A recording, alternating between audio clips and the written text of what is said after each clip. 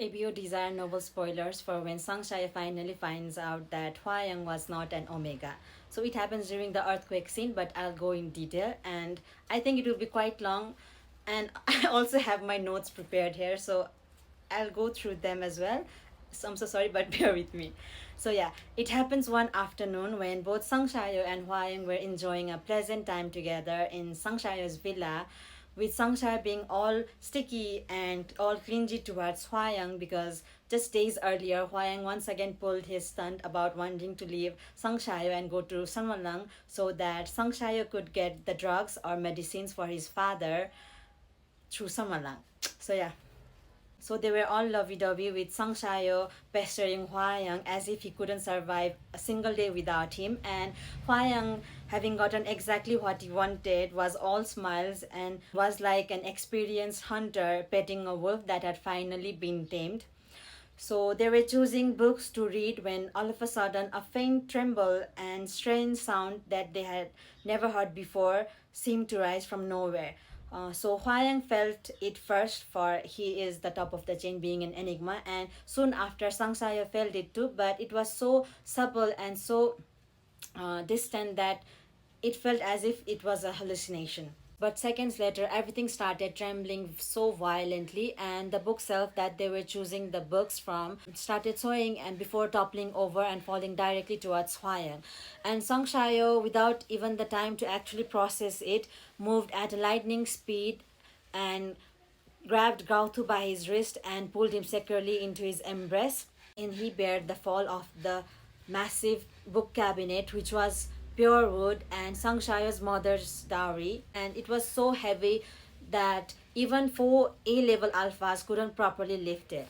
So yeah, the crushing weight of the bookshelf made uh, his muscles pulled to the extreme and as if made and it made Sangshaya feel as if his organs were shifted out of place, and it was just giving so much pain to the S level alpha.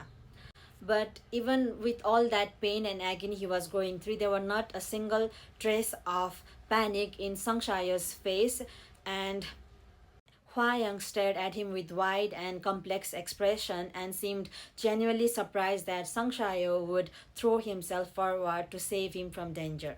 Hwayang, who was secured in the Alpha's embrace, said that they were hit by an earthquake very calmly, and Sangsha actually wanted to reassure Hwayang to not be afraid, but the weight of the bookshelf brought him so much pain and agony that he felt as if he was being trampled by a herd of elephants on his back. The violent shaking hadn't ceased, and the bookshelf kept pushing down on the alpha's back, that a cry of pain escaped his lips, and he could only pant and groan in muttered gasps.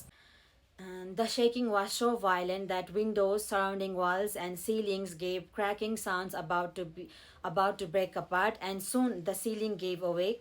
Sangshai was in so much pain that he even tasted blood in his mouth, but he still assured Hwayang by saying that it was okay and not to be afraid, and to get out of there first and to find an open space, and that he will come right after.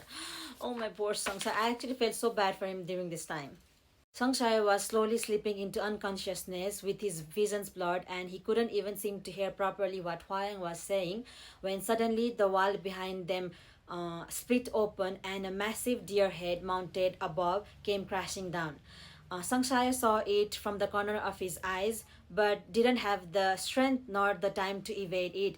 So he just instinctively shut his eyes and waited for the pain, but the pain never came. And as he opened his eyes, he saw the deer lying shattered in pieces, but he had no time to be shocked nor the time to think further, because the Omega that he had been shielding so fiercely in his arms reached out his slender wrist to press against the heavy book cabinet and so easily lifted it off Sangsaya's back. The sudden change in the weight sent Sangsaya's body toppling forward, but Hwayang caught him mid-fall and wrapped his arms firmly around his waist to prevent any further injuries.